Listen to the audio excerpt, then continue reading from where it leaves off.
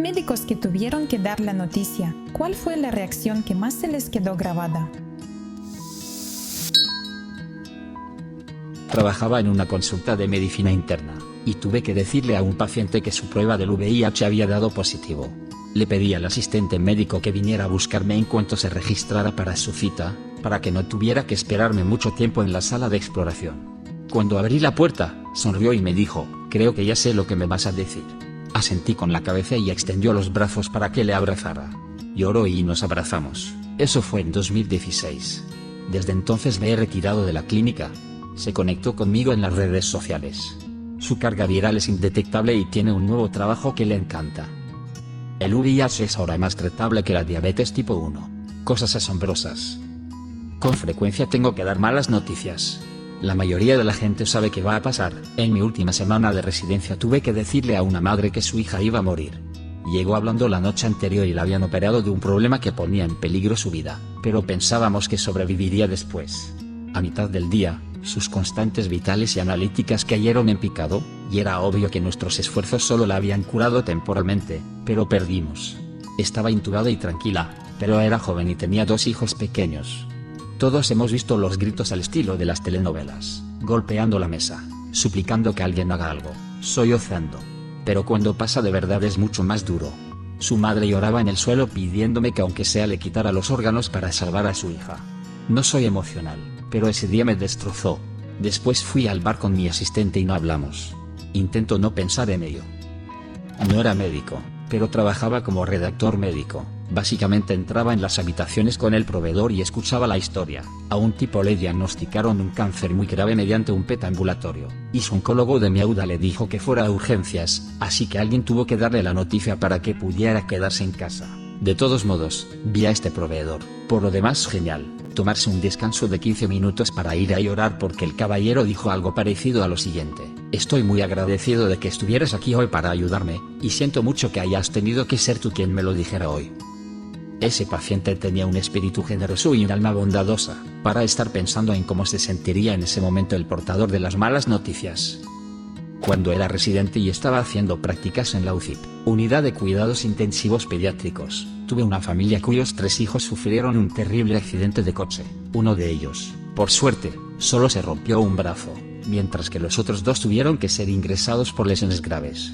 Al cabo de unos días, quedó claro que uno de ellos iba a recuperarse, pero el otro no, y sufrió oficialmente muerte cerebral. Recuerdo que me senté con mi familia para hablar de los pasos a seguir, ya que querían retirarle los cuidados, y de repente la madre me paró, me abrazó y me dijo: está bien, queremos donar sus órganos antes de retirarle los cuidados. El día que nació supe que tenía que llamarle Valentino para que tuviera un gran corazón, y ahora puede donar ese corazón a alguien que lo necesite. Nunca he llorado tanto como cuando lo llevaron en camilla al quirófano para la obtención de órganos, y todavía hoy se me saltan las lágrimas. Decirle a un paciente muy joven que su cáncer, que se suponía curable mediante cirugía, en realidad no lo era porque se había extendido al cerebro, era un cáncer raro, que raramente se extiende, que raramente afecta a gente joven. Algunas personas tienen toda la mala suerte del mundo. El paciente estaba notablemente estoico, pero uno de los padres no pudo con tanto. Las lágrimas, los lamentos, las súplicas y la crisis no son algo que vaya a olvidar. La rabia contra el sistema, las acusaciones de que debía estar equivocado, y luego las súplicas y las lágrimas de nuevo. Creo que es el hecho de haberles quitado la esperanza. Esta historia no tiene un final feliz, pero fui yo quien tuvo que contárselo. Años después, todavía puedo ver su cara y su dolor. Está grabado a fuego en mi maldita memoria, y tardé un tiempo en aceptar que quizá esforzarme tanto por olvidar supondría faltar el respeto a la memoria de los pacientes. Estoy entrenado para dar malas noticias y lo hago con regularidad.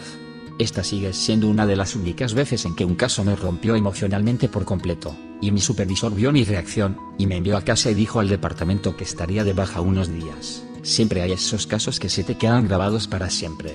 Se la vie. Médico de urgencias. Una joven acaba de morir de sobredosis. Solo tenía 22 años. Su hermano vino mientras le hacíamos la codificación, compresiones torácicas. Lo habíamos hecho todo y no había forma de reanimarla. Le pregunté si quería estar en la habitación cuando paráramos y me dijo que sí. Su reacción fue desgarradora. Gritó y lloró, luego cogió su cuerpo y le susurró al oído: te quiero mucho. Eres mi mejor amiga. Y la abrazó sin dejar de decirle te quiero. Todo el personal tuvo que tomarse un momento después de eso. Llevo 8 años en esto y fue una de las cosas más tristes y desgarradoras que he visto nunca. Nunca lo olvidaré.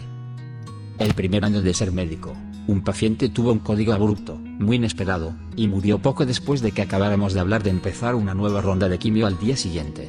Estaba riendo a carcajadas y pasando el rato con su familia en la habitación 30 minutos antes de fallecer. Fue el tipo de experiencia que te estremece, y te hace plantearte dejar la medicina porque no sabes si volverás a confiar en ti mismo. Perdí el control y me pasé 15 minutos llorando en las escaleras antes de atreverme a ir a la sala de espera de la familia y contárselo. Pero cuando llegué, me dijeron que ya se habían dado cuenta de lo que había pasado. Estaban tristes, pero me dieron las gracias por haber hecho que su último día fuera feliz y me abrazaron. Esa noche dormí en el suelo, agotado. Su reacción es la única razón por la que pude levantarme por la mañana y volver al trabajo. Han pasado años, pero nunca jamás olvidaré lo que pasó ni a él. Por el lado bueno, al menos sus últimos recuerdos y los últimos recuerdos de él habrían sido de él divirtiéndose, y disfrutando de la compañía de su familia. Imagina que hubiera discutido con ellos, o se hubiera quejado de algo, o prácticamente de cualquier otra cosa. Eso sería 100 veces peor. Paciente vino. Una niña de 16 años que antes tuvo un tipo raro de cáncer infantil que afecta a la tiroides. Consiguió superarlo en su momento sin síntomas residuales hasta que vino a verme a los 16 años. Soy fisioterapeuta, para sus ejercicios semanales. Ella no era mi paciente y yo solo estaba cubriendo como sustituto por el día. Mencionó que últimamente había sentido un dolor profundo en los huesos. Por la noche. Al mismo tiempo, mientras la evaluaba, noté algunos bultos nódulos indoloros de reciente aparición. Por alguna razón, su anterior médico no se había dado cuenta. Cuando le expliqué lo que le ocurría, enseguida notó un clic en su cabeza. Nos miramos en silencio y no dijimos nada, solo un intenso silencio emocional en el aire. Se podían ver las lágrimas brotando. Me dio las gracias y la envié a su oncólogo. Tenía cáncer de tiroides en etapa 4, sabía que no le quedaba mucho tiempo. Yo tenía 26 años en aquel momento, y estaba cagado de miedo por ser tan novato. Es extraño, de repente supe exactamente qué hacer, y todavía pienso en ella hasta el día de hoy. Ese recuerdo está grabado para siempre en mi cabeza. Comuniqué a una paciente de edad avanzada que su cáncer de hígado no era operable, y que no podía recibir radioterapia locorregional ni siquiera quimioterapia paliativa debido al grado de deterioro de la función hepática. Sencillamente, no habían más opciones. Su marido estaba con ella en la habitación cuando nuestro equipo le dio la noticia. Tan pronto como dijimos nuestra parte, los dos se cogieron de la mano, apoyaron la cabeza el uno en el otro y se echaron a llorar. En ese momento, ya ni siquiera los veía, me veía a mí mismo y a mi mujer. Apenas pude aguantar en aquella habitación.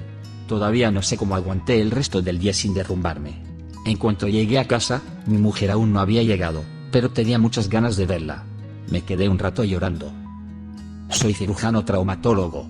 Atendí a una joven enfermera con la que trabajé durante años, después de que el auto en el que viajaba con su prometido fuera chocado por un conductor ebrio. Tenía fracturas inestables en la columna vertebral, estaba tumbada en un collarín y necesitaba neurocirugía urgente. Tuve que decirle que su prometido había sufrido muerte cerebral, que había sido trasladado en helicóptero al otro hospital de traumatología de nuestra ciudad, y que estaba conectado a un respirador artificial en la UCI. Había tardado más en salir del siniestro y nos la habían traído. Sus padres se negaron a tomar una decisión sobre la donación de órganos o la retirada de cuidados sin su consentimiento, pero se estaba deteriorando rápidamente. Movimos montañas para que la trasladaran urgentemente con protecciones medulares completas al otro lado de la ciudad, a su hospital, y la pusieran en la cama de al lado para que pudiera tomarle la mano y despedirse de él. Se fue a neurocirugía. Me rompió el corazón. Ella sollozando y jadeando sin poder moverse. Las lágrimas corrían de lado a lado por su cara, y su madre intentaba mantenerla quieta para proteger su médula espinal. Pero guardaré un lugar en mi corazón para todas las personas a las que llamé ese día para decirles que teníamos que trasladar a esta niña. Era un día festivo y todas las camas estaban llenas. No era necesario desde el punto de vista médico, pero era lo que había que hacer.